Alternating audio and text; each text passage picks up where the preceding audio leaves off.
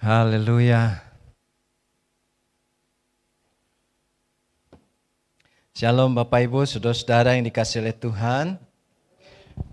Kita bersyukur malam hari bisa jumpa kembali dalam ibadah ini. Sungguh saya pikir ini anugerah yang begitu luar biasa yang Bapak berikan bagi kita. Juga tidak hanya kita yang bisa hadir di ruangan doa penyembahan kita, tapi buat Bapak Ibu saudara-saudara yang dimanapun berada dan bisa mengikuti tayangan ibadah ini, saya percaya juga anugerah dari Bapa besar buat saudara-saudara. Puji Tuhan. Bapak Ibu saudara-saudara yang dikasihi oleh Tuhan, malam hari ini saya akan bicara tentang sebuah tema untuk firman yang akan kita renungkan dan dengar bersama-sama kita pelajari malam hari ini. Terbaik tak harus sempurna. Terbaik tak harus sempurna. Nah, Bapak Ibu saudara-saudara yang dikasihi oleh Tuhan, sempurna memiliki arti utuh atau tidak ada kurangnya, mulus, nggak ada celah, nggak ada cacat. Itu arti kata sempurna, ya, komplit. Kalau pekerjaan itu arti sempurna dalam pekerjaan, selesai dengan sebaik-baiknya, tidak ada yang ditinggalkan sedikit pun, semua dikerjakan dengan baik. Bisa diartikan juga teratur dengan sangat baiknya. Sesuatu yang terbaik itu diartikan sempurna, tidak ada kurangnya, ya. Nah, Bapak Ibu saudara-saudara, namun kenyataan di dalam hidup Bapak Ibu saudara-saudara yang kita hadapi setiap hari, rupa-rupanya ada banyak yang tak sempurna, ya. Ada banyak hal yang tak sempurna yang kita hadapi dalam situasi dan peristiwa-peristiwa hidup yang kita alami dalam segala hal. Nah, Bapak Ibu saudara-saudara yang dikasihi oleh Tuhan, era teknologi seperti hari ini, era teknologi digital misalnya, dan kemudian di dalamnya berkembang media sosial yang begitu luar biasa, marak di sana sini, ya. Nah, Bapak Ibu, saudara-saudara, kita bersyukur bahwa itu memberikan hal-hal yang baik tentunya. Ada sisi yang baik, banyak hal yang baik yang kita bisa alami dari berkembangnya dunia teknologi, di mana media sosial ada di dalamnya. Nah, orang bisa dagang, bisa jualan, bisa promosi barangnya. Orang yang mungkin tadinya tidak dikenal, produknya bisa menjadi dikenal dan seterusnya. Tapi juga merupakan sebuah, mungkin saya menyebutnya petaka atau hal yang bisa merugikan bagi orang-orang tertentu, atau dia bisa menimbulkan hal-hal yang buruk bagi orang-orang tertentu, di mana dia memiliki kecenderungan membandingkan hidupnya dengan orang lain. Mengapa? Karena misalnya anggaplah salah satu platform media sosial yang fungsinya itu menampilkan foto, menampilkan video singkat. Nah, orang-orang tiap hari berusaha untuk memperbaharui apa yang mereka sedang alami. Ya, di mana mereka berada, difotolah diri mereka dengan pakaian yang baru mereka beli, difotolah diri mereka sedang makan di tempat tertentu dengan makanan yang enak, atau dibuat video tertentu di mana mereka sedang berada di satu lokasi tertentu, atau dibuatlah video di mana dia sedang dengan anaknya yang begitu akrab, mungkin dengan suami begitu akrabnya, dan kita tidak tahu apakah itu terjadi betulan seperti itu atau direkayasa karena media sosial. Nah, namun ada hal yang buruk ketika seseorang memiliki kecenderungan untuk membandingkan hidupnya dengan orang lain. Dan hari ini media sosial akan menjadikan orang itu mengalami banyak pengalaman buruk. Pengalaman buruk apa? Dia akan melihat begitu banyak bagian hidupnya yang tak sempurna. Dia lihat foto orang lain dengan suaminya, aduh harmonis banget. saya kok tidak seperti itu. Dia lihat kemudian video orang lain makan dengan istri atau anaknya. Wah, kayaknya akrab sekali, saya kok tidak seperti itu. Dirasa ada yang kurang. Hidupku kok kurang, nggak seperti itu. Ada orang mungkin baru terima gaji dan foto uangnya dan ditunjukkan di media sosial, dan orang-orang yang suka melihat kepo dengan status orang lain dan lihat, wow, dia baru terima gaji, itu fotonya, itu videonya, banyak ya gajinya, aku kok tidak seperti itu. Lalu ada yang lain lagi, mungkin dia bertamasya di mana dengan keluarga atau dengan pasangannya, kemudian difoto, aku kok nggak bisa pergi seperti itu ya. Lalu kemudian ada yang lain lagi mungkin tampilkan dia baru beli baju baru, ini saya baru beli baju baru di sana dengan harga sekian, lihat tampangku seperti ini. Lalu tidak sengaja membuka status, wow, saya kok tidak bisa seperti itu. Saudara, ada hal-hal yang buruk yang akan terjadi manakala seseorang memiliki kecenderungan, misal membandingkan diri dengan orang lain, maka melihat keadaan orang lain tidak seperti itu dan keadaannya tidak seperti itu, maka dia akan semakin merasa hidupku sangat tidak sempurna. Ada banyak yang kurang, ada banyak ketidaksempurnaan di dalamnya. Bapak, Ibu, saudara-saudara yang dikasihi Tuhan, itu yang terjadi. Mari kita lihat sebuah klip singkat saja. Pada suatu hari seekor burung gagak melihat seekor angsa berenang, dan burung gagak tersebut berkata kepadanya. Pada suatu hari seekor burung gagak melihat seekor angsa berenang, dan burung gagak tersebut berkata kepadanya, "Hai burung angsa, wah kau begitu putih dan cantik, kamu pasti burung paling bahagia di kota ini." "Apa? Bahagia? Aku bahagia? Apakah kamu tidak melihat burung beo? Dia tidak hanya punya satu warna, tapi dia punya dua warna yang sangat-sangat indah. Aku berharap aku bisa seperti dia, si burung beo." Apakah kalian berdua sedang membicarakan aku? Coba kalian lihat burung merak itu. Burung merak itu jauh lebih berwarna daripada saya. Aku yakin burung merak adalah burung yang paling bahagia di kota ini. Ya, saya sangat berwarna, tapi kenyataannya orang-orang menangkap saya dan memasukkan saya ke dalam sangkar. Jadi bagaimana saya bisa bahagia? Saya berharap saya bukan burung merak. Saya berharap saya menjadi burung gagak yang bisa terbang kemanapun dia mau, dan tidak ada yang mau repot-repot untuk menangkapnya dan memasukkannya ke dalam sangkar. Dan dengan demikian keempat burung itu terus berbicara seperti itu. Lihat hidup yang lain, kayaknya hidupku tak sempurna. Kenapa begitu banyak yang tak sempurna terjadi dalam hidupku? Saudara-saudara yang dikasihi oleh Tuhan, yang tak sempurna tampak mencolok manakala indera menatap yang tak elok. Lihatlah ke dalam lampaui raga, niscaya yang terbaikmu kan merona. Bapak, Ibu, saudara-saudara yang dikasihi oleh Tuhan, jangan terlalu banyak melihat ke kiri, ke kanan, di depan, belakang. Ketika engkau melihat itu lalu engkau melihat dirimu, engkau akan semakin merasa hidupmu makin tak sempurna, saudara-saudara. Saudara-saudara yang dikasihi itu realita, itu kenyataan hidup ini. Oleh karena itu lihatlah lebih banyak ke dalam diri saudara. Melampaui apa yang sudah bisa miliki, tapi lihat lebih dalam tentang dirimu. Kehebatanmu, kemampuanmu, kapasitasmu, semua bakat, semua talenta, semua apa yang telah Allah sediakan dan percayakan atas hidupmu hari ini. Lihat itu, jangan lihat yang lain.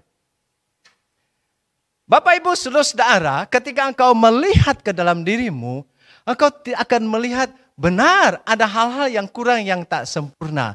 Tapi itu adalah yang terbaik yang engkau punya. Bapak, Ibu, saudara-saudara yang dikasihi oleh Tuhan, malam hari ini kita mau belajar bersama-sama. Terbaik tak harus sempurna. Di dalam teks firman Tuhan malam hari ini, di Amrut pasal 1 ayat yang ke-20, firman Tuhan berkata begini. Tetapi ia berkata, Naomi berkata, kepada mereka, janganlah sebutkan aku Naomi, sebutkanlah aku Mara. Ini adalah kalimat Naomi ketika dia pulang kembali ke tanah asalnya di Bethlehem setelah pulang dari perantauannya dari Moab. Lalu kemudian dia pulang, ya. Sebab yang Maha Kuasa telah melakukan banyak yang pahit kepadaku. Bapak Ibu Saudara-saudara, Naomi rasa ada banyak yang pahit di dalam hidupnya. Ada banyak yang tak sempurna terjadi di dalam hidupnya. Saudara yang dikasihi oleh Tuhan, ada sebuah kecenderungan ketika kita terlalu sering melihat, membandingkan keadaan kita dengan yang lain, dengan yang tidak ada pada diri kita, saudara-saudara. Kecenderungannya adalah kemudian kita bisa saja menganggap apa yang tidak sempurna itu lalu buruk bagi hidup kita. Mestinya tidak selalu demikian, karena terbaik itu tak harus sempurna. Dengan tangan yang penuh aku pergi, tetapi dengan tangan yang kosong Tuhan memulangkan aku. Mengapakah kamu menyebutkan aku Naomi? Karena Tuhan telah naik saksi menentang aku, dan yang Maha Kuasa telah mendatangkan malapetaka kepadaku. Bahkan ada seorang wanita merasa hidupnya begitu banyak yang pahit, banyak yang tak sempurna. Lalu dia berucap, Tuhan membuat ini terjadi dalam hidupku. Saya pikir ini hal yang buruk, ya. Ketika melihat ketidaksempurnaan dalam hidup ini, lalu mengatakan, Tuhan engkau kenapa buat ini terjadi dalam hidupku. Oh, jangan langsung begitu, saudara-saudara. Ya, mari kita belajar malam hari ini. Yang terbaik tak harus sempurna. Katakan sama-sama, terbaik tak harus sempurna. Nah, itu bagus, ya. Mari kita melihat keadaan-keadaan yang tak sempurna yang terjadi di dalam hidup orang ini. Saudara-saudara, yang dia alami, yang wanita ini alami adalah bahwa mereka sekeluarga dengan suaminya yang namanya Elimelek, dua anaknya Mahlon dan Kilion, mereka tinggalkan Bethlehem karena mengalami kelaparan di tanah asalnya. Lalu mereka mencoba peruntungannya pergi ke negeri yang lain di tanah Moab. Lalu mereka tinggal di sana karena kelaparan. Apakah ini keadaan yang sempurna? Tidak. Karena enaknya saya lahir di sini, saya lahir di tanah ini, saya ada dengan keluarga saya, keluarga besar saya ada di sana, di sini nenek moyang saya ada di sini, paman bibi saya ada di sini, saya bekerja di sini, saya berhasil di sini, saya sukses di sini. Itu sempurna. Mengapa saya harus merantau? Hanya karena faktor kelaparan tak sempurna, saudara-saudara. Lalu menjadi orang asing di negeri asing pula. Tidak ada kerabat, tidak ada saudara di sana. Keadaan yang tak sempurna. Ketika ada di tanah perantauan, yang tadinya yang akan diandalkan ada suaminya, akan mungkin memulai sebuah usaha, sebuah pekerjaan yang baru di sana, bawa modal. Karena dia mengatakan, dengan tangan penuh aku berangkat, dengan tangan kosong Tuhan memulangkan aku. Perkiraan saya bahwa mereka akan pergi ke satu tempat tertentu, ke Moab, supaya mereka bisa berusaha dan memperoleh penghasilan yang lebih baik.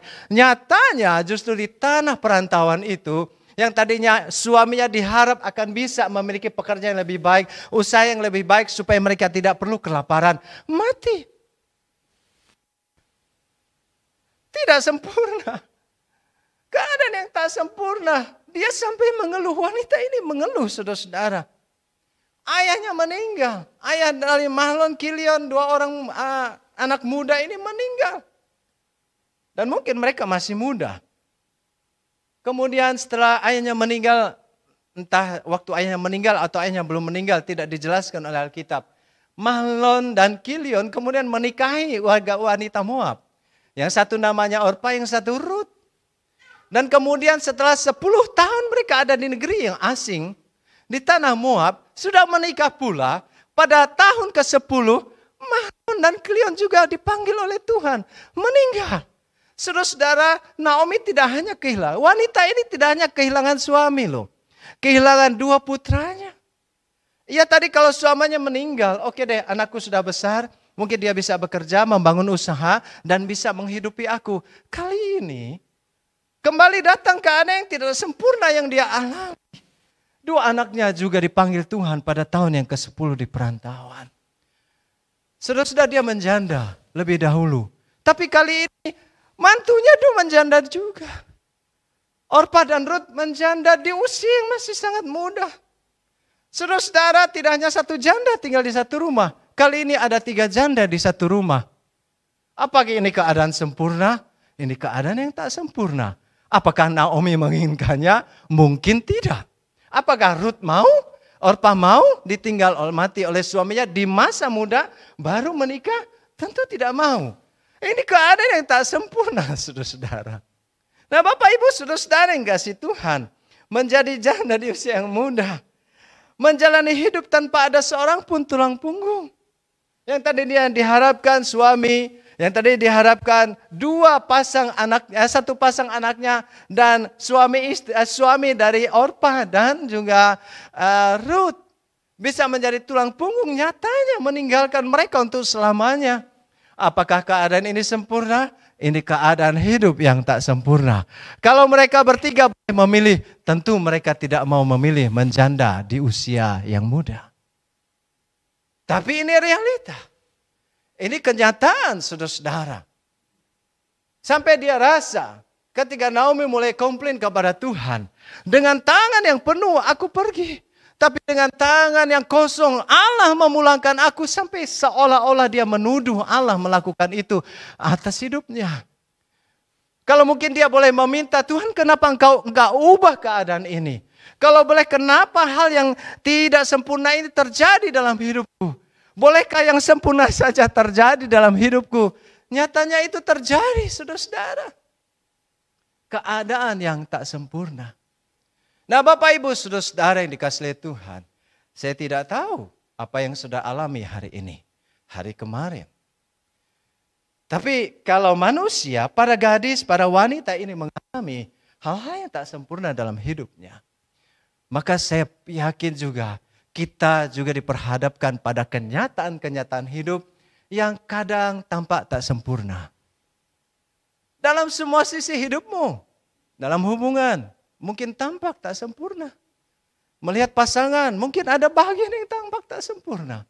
Melihat anak-anak, mungkin ada bagian hidup mereka, karakter mereka yang tak sempurna. Sikap mereka yang tak sempurna. Kau lihat orang tuamu, mungkin engkau temukan ada banyak yang tak sempurna. Tidak seperti yang kau bayangkan ketika melihat ayah dari orang lain. Engkau melihat ketidaksempurnaan mereka mungkin. Manakala itu makin mencolok, manakala engkau mulai melihat pasangan yang lain. Atau engkau akan mendapatkan ada banyak yang tak sempurna ketika engkau bekerja. Penghasilanmu mungkin tak sempurna. Gaji mungkin tak sempurna. Pendapatan mungkin 1 bulan tak sempurna. Makanan yang kau makan mungkin tak sempurna. Mungkin kau mendapatkan kesehatanmu mungkin tak sempurna. Saya tidak tahu. Tapi realita atau kenyataan hidup, ada banyak hal yang tak sempurna dalam hidupmu. Dan saya juga. Tapi Bapak Ibu saudara-saudara, jangan bawa hidup ini pada sebuah kecenderungan untuk menilai yang tak sempurna menjadi hal yang tak baik dalam hidup ini. Menjadi hal yang buruk dalam hidup ini. Karena yang terbaik tidak harus sempurna. Bapak Ibu saudara-saudara yang dikasihi Tuhan.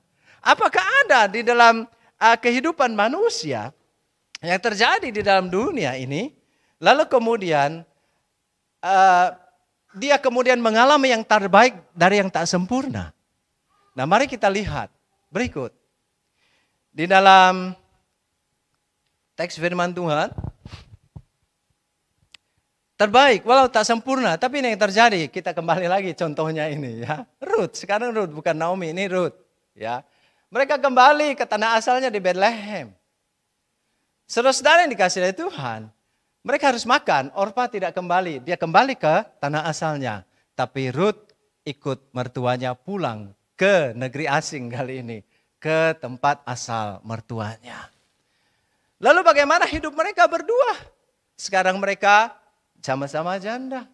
Siapa yang akan menghidupi mereka?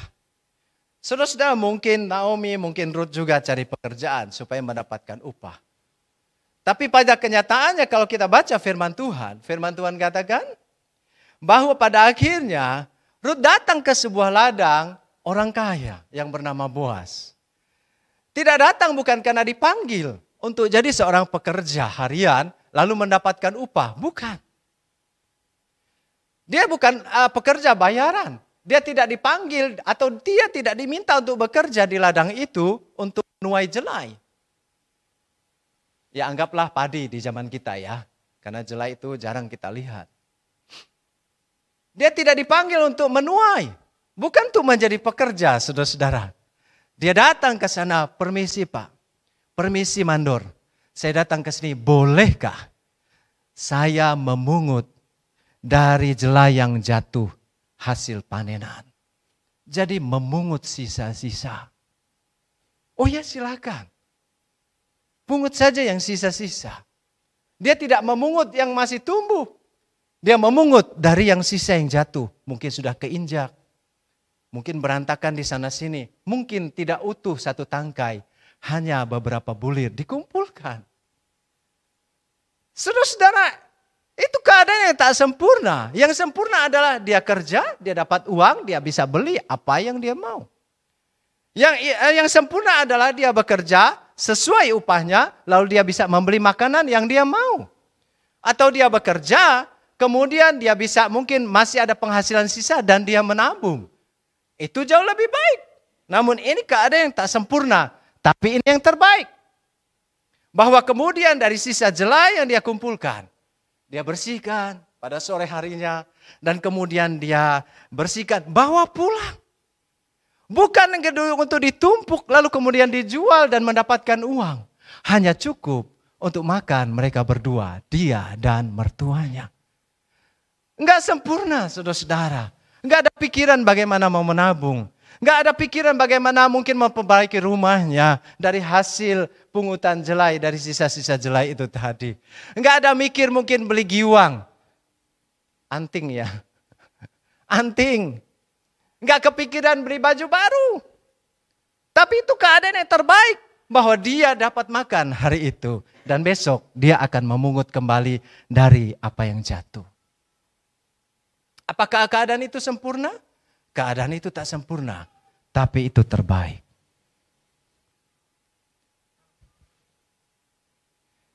Suami seumur mertua. Saya mau tanya yang muda-muda, yang belum menikah. Dan yang akan menikah misal. Adakah di antara saudara-saudara punya doa, Tuhan, aku mau menikah orang yang seusia kakekku? Tidak ada. Itu tak ideal. Tak sempurna. Ya. Beauty and the Beast tak sempurna. Tapi pasangan terbaik. Saudara lihat tas itu. Ada tas di antara pakaian. Pakaiannya bagus-bagus. Tapi tasnya bolong. Tetap dirawat dan digantung. Itu tas terbaik. Walau tak sempurna. Saudara-saudara, suami seumur mertua. Siapa yang dinikahinya? Dalam adat tradisi mereka. Ya saya nggak mau cerita tradisi mereka. Intinya adalah pada akhirnya Ruth dinikahi oleh Boas. Nah, Boas ini yang tadinya pemilik tanah, mungkin akan berkata, Boas ini memang pemilik tanah yang punya ladang itu tadi, punya pekerja. Mungkin saudara akan ada berkata, enggak apa-apa enggak apa-apa tua, yang penting dia kaya raya. Tapi itu tak ideal tetap saudara-saudara. Tak ideal, keadaan tak ideal. Yang ideal itu adalah, ya kalau dianggap misal di satu ayat firman Tuhan, bahwa Ruth disebut dengan gadis muda. Jadi dia masih muda sekali. Kata yang dipakai dia masih muda. Tidak menunjukkan bahwa dia dewasa yang sudah tua. Tapi masih muda. Nah saudara-saudara, Boas ini adalah sepupu dari mertuanya yang sudah meninggal. Bahkan usia tak seimbang dengan suaminya yang sudah meninggal. Dengan suami Ruth yang sudah meninggal. Enggak sebanding saudara-saudara. Apakah itu sempurna? Itu tak sempurna. Namun itu yang terbaik. Itu terbaik. Dan sekarang dia bersuami. Ada yang bertanggung jawab atas hidupnya. Nah Bapak Ibu saudara-saudara yang dikasihi oleh Tuhan. Jadi kita belajar malam hari, ada banyak keadaan di hidup ini yang tak sempurna.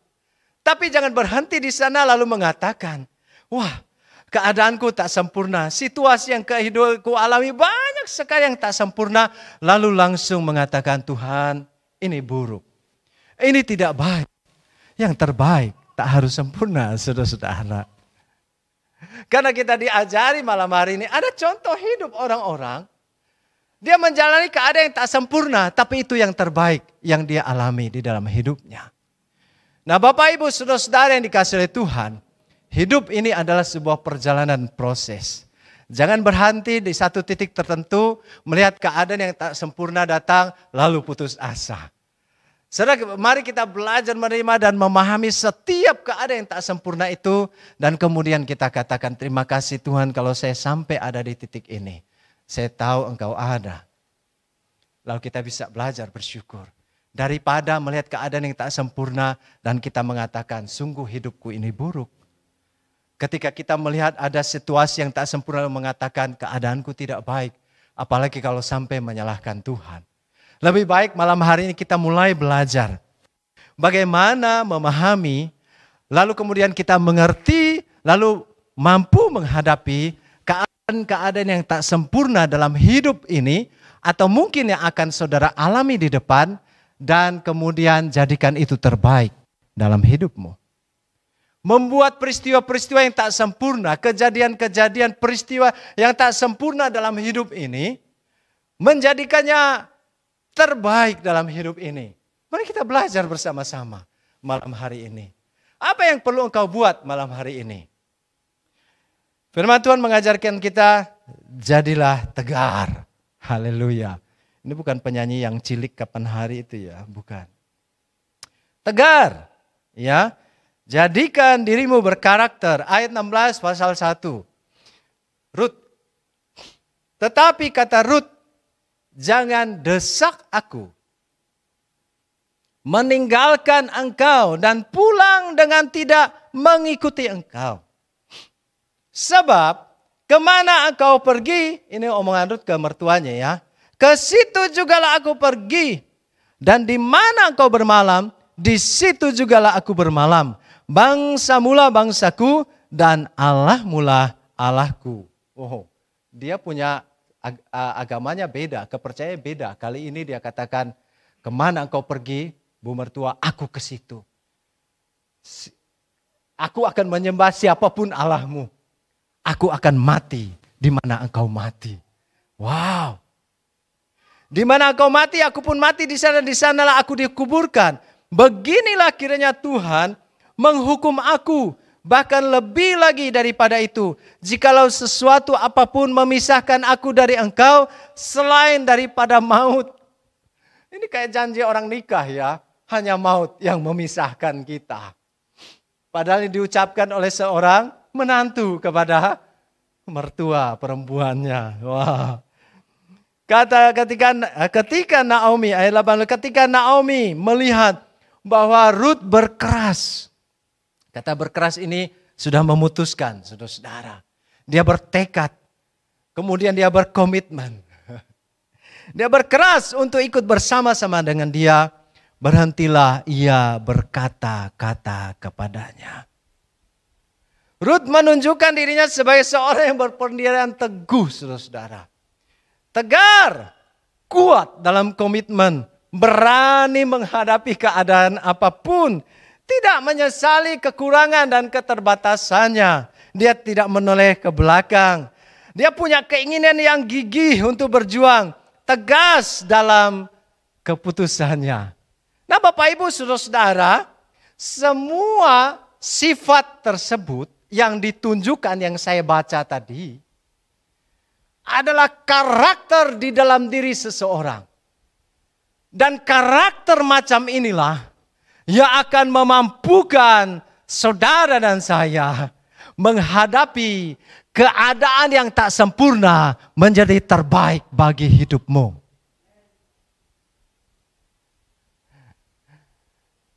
Jadi kalau engkau temukan keadaan-keadaan yang tak sempurna dalam sisi-sisi hidup saudara. Maka pahamilah, memang perjalanan hidup ini adalah sebuah proses. Nanti waktu dipanggil Tuhan akan berakhir. Tapi firman Tuhan mengajarkan kepada kita, engkau bisa, saudaraku, engkau mampu Bapak Ibu Saudara, ketika engkau diperhadapkan pada keadaan yang tak sempurna, di situasi hidupmu dimanapun engkau sebutkan apa saja, daftarkan apa saja malam hari ini. Firman Tuhan katakan, engkau pasti mampu menghadapinya, engkau akan mampu memahaminya, engkau akan mampu mengertinya. Ketika engkau jadikan dirimu manusia yang tegar, manusia yang punya karakter yang bertumbuh setiap hari di tengah keadaan yang tak sempurna. Haleluya. Bagaimana engkau bisa menghadapi, memahami dan mengerti keadaan yang tak sempurna, lalu bisa itu jadi terbaik bagi hidupmu? Allah ahlinya. Allah itu ahli. Amin, haleluya. Ahli membuat yang terbaik dari yang tak sempurna. Katakan sama-sama, Allah ahlinya. Katakan sama-sama, membuat yang terbaik dari yang tak sempurna. Haleluya. Saudara, di dalam pasal 2 ayat 12 firman Tuhan katakan begini, Tuhan kiranya membalas perbuatanmu itu. Ini ucapan kepada Rut. Kalimat ini muncul setelah ucapan-ucapan tadi tentang karakter-karakter itu muncul dalam dirinya.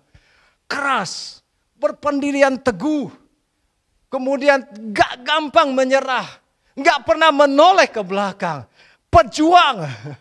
Dia menatap masa depan, tidak melihat kekurangannya, dia terus melangkah. Lalu firman Tuhan katakan, Tuhan kiranya membalas perbuatanmu. Membalas karaktermu itu loh. Membalas ketegaran hidupmu itu loh. Membalas kegigihan keputusanmu itu loh. Dan kepadamu kiranya dikaruniakan upahmu. Apa yang menjadi bagianmu? Kalau diterjemahkan teks ini bunyinya begini.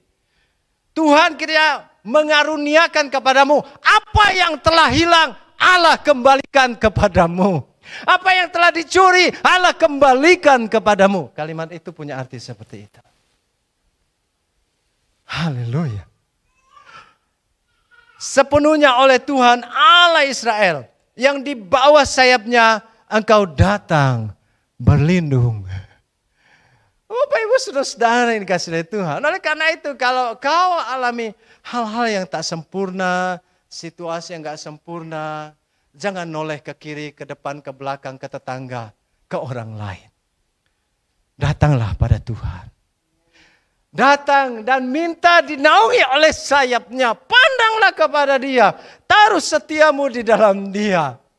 Tetap teguh dan percayalah saudara-saudara. Dia Allah yang membuat tak sempurna itu terbaik bagi hidup saudara dan saya. Dalam Kejadian pasal 1 ayat 1 dan kedua firman Tuhan mengatakan begini. Pada mulanya Allah menciptakan langit dan bumi. Bumi belum berbentuk dan kosong. Nah, belum berbentuk dan kosong ini diartikan juga kacau balau. Enggak ada aturan, saudara-saudara. Gelap gulita menutupi samudra raya. Dan roh Allah melayang-layang di atas permukaan air. Lalu kalau sudah baca ayat ketiga, keempat dan seterusnya sampai selesai pasal 1 kitab Kejadian. Apa setiap ayat di bagian akhir ayat-ayat firman Tuhan mengatakan semua yang diciptakan Allah baik adanya. Yang baik itu diciptakan dari yang kacau balau, saudara-saudara. Dari yang tidak teratur, dari yang tak sempurna, di tangan Allah dibuat jadi terbaik bagi manusia. Dia ahlinya. Oleh karena itu kadang engkau bergantung sepenuhnya kepada Allah. Di situasi-situasi yang tidak sempurna. Engkau menaruh percaya, menaruh imanmu. Jangan buru-buru mengeluh. Jangan buru-buru putus asa. Kau punya Allah yang dahsyat dan hebat. Haleluya. Percayalah, Dia ahlinya mengubah yang tak sempurna menjadi terbaik bagi hidupmu. Di dalam Mazmur pasal 18 ayat 31, adapun Allah jalannya sempurna. Jadi jangan tuntut suamimu jadi sempurna, istrimu jadi sempurna. Jangan tuntut anakmu jadi sempurna. Jangan tuntut orang tuamu jadi sempurna. Jangan selalu tuntut pekerjaanmu lalu jalannya sempurna. Penghasilanmu, gajimu jadi sempurna. Semua jalan yang kau tempuh mulus dan sempurna. Enggak usah pikir seperti itu karena Allah saja yang sempurna. Pikirkan malam hari ini, taruh imanmu, oh aku terima kasih, aku punya Allah dalam Yesus Kristus. Dia berkuasa, engkau sanggup mengubah yang tak sempurna jadi terbaik bagi hidupku. Haleluya. Di dalam Yakobus pasal 1 ayat 7 firman Tuhan mengatakan, setiap pemberian yang baik dan setiap anugerah yang sempurna datangnya dari atas, diturunkan dari Bapa segala terang. Padanya tidak ada perubahan. Artinya Dia sempurna. Hanya Allah yang sempurna. Jadi kau bersyukurlah malam hari ini menyembah Allah yang sempurna. Oleh karena itu hanya Dia yang mampu membuat yang tak sempurna menjadi terbaik. Jangan cari tempat lain. Jangan andalkan kekuatanmu. Jangan andalkan pikiranmu. Jangan andalkan manusia. Jangan andalkan apa yang kau punya. Andalkan Dia yang sempurna, yang tidak ada perubahan atau bayangan karena pertukaran di dalam dirinya. Dia Allahmu. Haleluya. Bapak Ibu saudara yang dikasihi oleh Tuhan, kembali kepada cerita hidup dari Ruth pada malam hari ini. Bapak Ibu saudara yang dikasihi oleh Tuhan, apa yang terjadi sih di dalam hidupnya? Saudara, dia hidup dari keadaan yang tak sempurna. Sekali lagi dia hidup dari hanya memungut sisa jelai yang jatuh demi untuk hidup. Kemudian dia menikah dengan orang yang seusia mertuanya. Enggak sempurna, tapi dia pilih ini adalah jalan yang terbaik. Tahukah saudara bahwa raja-raja Israel turun dari rahimnya? Tahukah saudara tidak hanya raja-raja yang lahir dari rahim Ruth, lahir dari rahimnya. Tapi dari rahim Ruth juga lahir kemudian Yusuf yang kemudian menjadi ayah dari Yesus Kristus. Ayah dari ibu keturunan Maria. Yesus juru selamat. Darinya lahir juru selamat. Dari ketidaksempurnaan muncul yang terbaik. Allah beri yang terbaik. Bapak Ibu saudara yang dikasihi Tuhan. Oleh karena itu malam hari ini, terbaik tak harus sempurna adalah sebuah kenyataan hidup yang kadang kita tak dapat hindarkan, akrab dengan keseharian kita.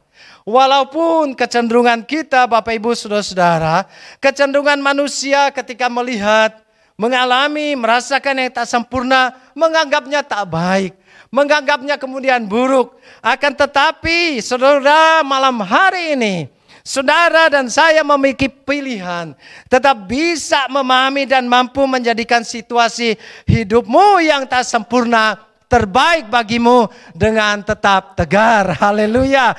Tumbuhkan karakter-karakter yang semakin kuat di dalam dirimu. Dan percayalah, Allah yang kau sembah dalam Yesus Kristus, Dia adalah Allah yang ahli.